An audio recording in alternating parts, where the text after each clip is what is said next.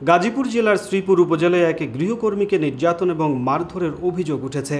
গাজীপুর জয়দেবপুর প্রতিনিধি নজরুল ইসলামের রিপোর্টে বিস্তারিত জানাচ্ছেন SKN রেশমা।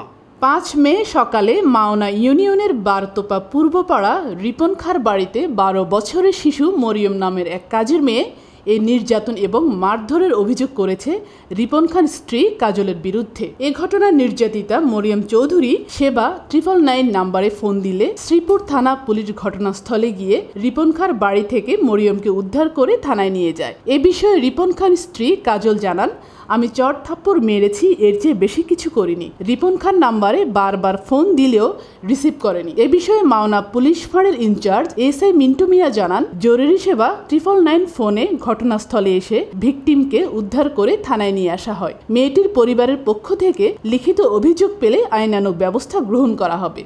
তাদের সাথে আমাদের জমি জমা নিয়ে দ্বন্দ্ব হয়েছে। বাউন্ডারি দেখছেন বাঙ্কা, ওনারা চাইতেছে ওই পথটা ওনারা নিব, কিন্তু ওনাদের পথ ওইখান দিয়ে দেওয়া, ওটা যদি করে যায় দেখা যাবে না। ওইটা তো আমরা জানি আগে থেকে ঘটনা জানি, আগে মারামারি ঘটনা বাউন্ডারি বাঁধছে যখন সেই মামলায় ওনাদের মাফিকের ওয়াইফে পুলিশ অ্যারেস্ট করে নিয়ে গেছিল।